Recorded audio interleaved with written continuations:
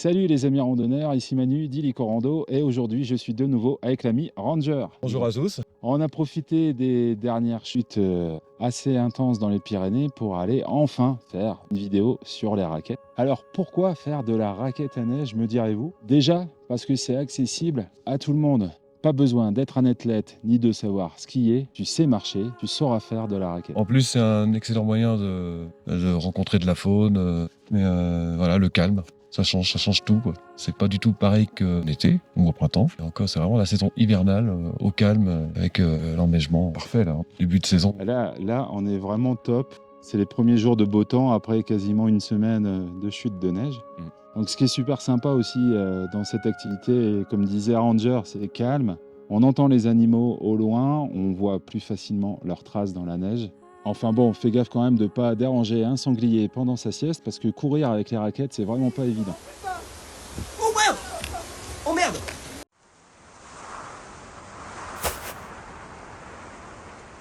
Alors même si les raquettes à neige font de plus en plus d'adeptes, elles souffrent quand même encore d'une image un peu vieillotte. C'est vrai, hein?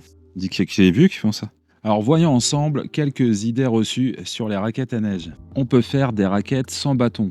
Eh bien au contraire, le bâton c'est l'outil indispensable pour pratiquer les raquettes à neige. Sur certains sentiers, même des sentiers balisés, la nature du terrain s'appréhende mieux avec des bâtons. Et pour les descentes et les montées, c'est encore plus vrai. Mais l'avantage, c'est que vous pouvez utiliser vos bâtons de randonnée habituels. Il suffira juste de changer la rondelle au bout de celui-ci et de prendre une rondelle plus large, plus adaptée à la neige. Les raquettes à neige, c'est bien plus dur que la randonnée pédestre. Si vous savez marcher l'été, vous le saurez tout autant l'hiver. Les raquettes ont une forme qui s'adapte au mouvement naturel du marcheur. La pratique de la randonnée à ski n'est pas beaucoup plus dure que celle de la randonnée en été.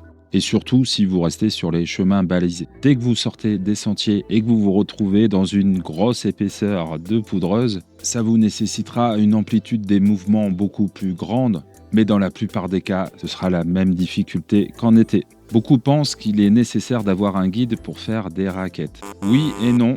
En effet, la plupart des stations de ski proposent différents itinéraires balisés au pied des pistes ou dans des forêts adjacentes. Dès que vous allez vouloir faire des itinéraires un peu plus alpins, oui, vous devrez probablement faire appel à un guide, notamment si vous débutez.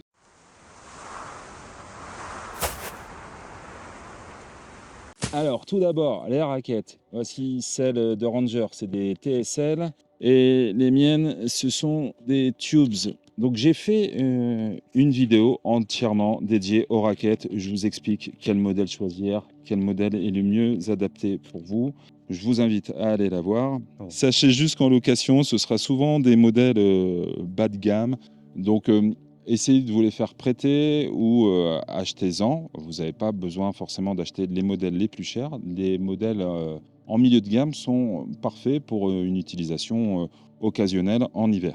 Alors, les chaussures, donc, elles doivent être imperméables, chaudes, confortables.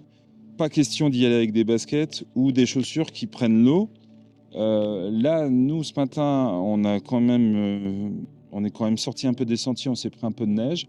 Bon, on a des chaussures de rando imperméabilisées et ça fonctionne très bien. Sinon, il existe dans les grandes surfaces de sport des modèles spécialement adaptés aux raquettes. On n'oublie pas les bâtons, c'est vraiment un indispensable. Ça aide à garder l'équilibre, surtout dans les dévers ou si tu as mangé un peu trop de raclette cet hiver. Ok, parlons matos. Si t'as pas le bon équipement, ta randonnée en raquette peut rapidement se transformer en cauchemar. Genre t'as chaud, t'as froid, t'es mouillé. D'ailleurs, là, ce matin, on est parti... on avait froid, hein, mon Ranger. Oui, le début était à -5, -6, -7. Et là, on a fait quoi? 3-4 km déjà, on est réchauffé. Oui. Alors, pour les vêtements, le fameux système 3 couches. Donc là, j'ai un coupe-vent, une couche polaire. En dessous, un t-shirt manche longue en laine de mérinos. Ça, c'est parfait. Mais les conditions en montagne peuvent être changeantes. Il est préférable d'emmener dans son sac à dos une couche vraiment imperméable et coupe-vent que vous laisserez au fond de votre sac à dos et qu'on mettra peut-être au retour si les températures rafraîchissent. Alors, les gants, c'est vraiment indispensable. Ce matin, j'ai cru que j'avais oublié les miens et on a failli annuler la sortie. Lui, le Ranger, il a ce modèle-là qui sont chauffants. 3 niveaux de chauffage. Voilà, du luxe, hein. Bon, là, on n'en a pas besoin. Il y a du soleil, donc on éteint. Mais Ça- on remarque que Ranger vit dans le confort, dans le luxe et la volupté. Bah, pour ma part, j'ai ce genre de gants qui sont adaptés pour la vidéo, donc ça me permet d'utiliser mon appareil photo ou mon drone plus facilement. Et j'enfile une paire de sous-gants par en dessous parce qu'ils sont vraiment pas très épais et c'est un peu limite quand même pour le froid qu'on a. Là, il fait -5. Alors, comme vous le voyez, aujourd'hui, on a un grand beau temps, donc lunettes de soleil et crème solaire sont indispensables. Bien entendu, une gourde. L'hydratation, c'est super important, surtout en hiver. On ne se rend pas vraiment compte qu'on a soif. Et au moment où on va avoir soif, il sera réellement trop tard. On sera complètement déshydraté. Donc n'oubliez pas de boire régulièrement, un petit peu, toutes les demi-heures, une gorgée. Alors, les débuts en raquette, mon ranger, c'est quoi tes conseils? Quand tu débutes, il faut éviter d'aller tout droit dans la forêt, dans la poudreuse. Plutôt préférer les chemins balisés. Ouais, éviter le hors-piste, quoi. Éviter le hors-piste et prendre des chemins qui sont déjà un peu damés, un peu pour permettre d'apprendre, commencer à apprendre et se familiariser un peu avec l'équipement. D'ailleurs, ici, on est dans les Garroches. On était venu cet été. Je vous mets la vidéo en lien juste au-dessus. Et ici, là, on est un petit peu en hors-piste parce qu'on aime bien quand même marcher dans la poudreuse, mais il y a plein de chemins balisés. Et il y a également des panneaux informatifs pour reconnaître les traces des animaux. Donc, c'est super sympa. On n'est pas très loin du domaine nordique de la Lagone. Et donc, on voit au loin des fondeurs, hein, du ski de fond à gogo. Donc tout se passe en harmonie entre les différents pratiquants, que l'on soit débutant ou confirmé.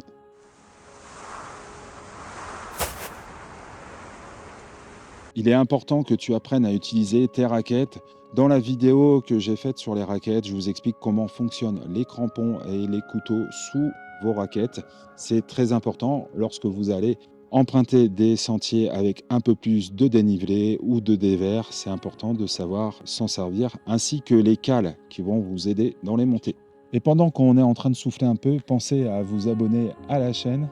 Promis, on continuera à tester pour vous toutes les galères en rando. Alors avant de partir en raquette, il faut bien choisir son itinéraire.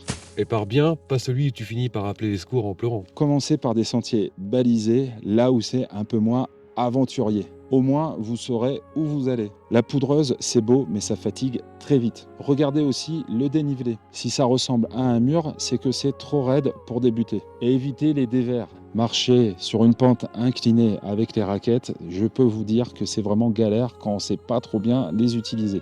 Ok, maintenant parlons des dangers auxquels vous pourriez être confrontés.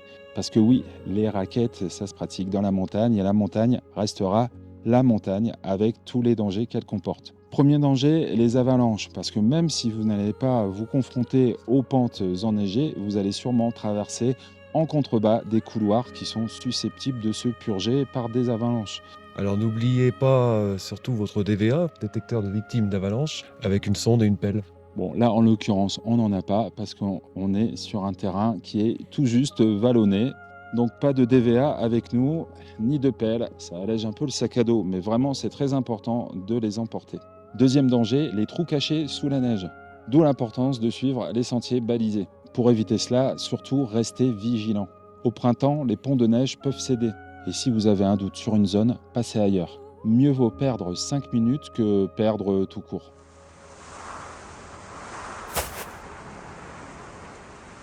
Avec les raquettes, on peut s'approcher de la faune discrètement. C'est magique, mais c'est aussi une responsabilité.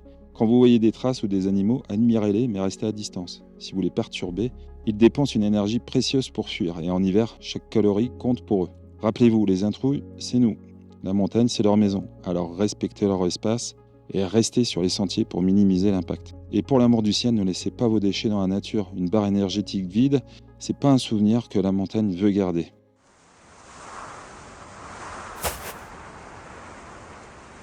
Quelques petits conseils pour bien commencer votre randonnée.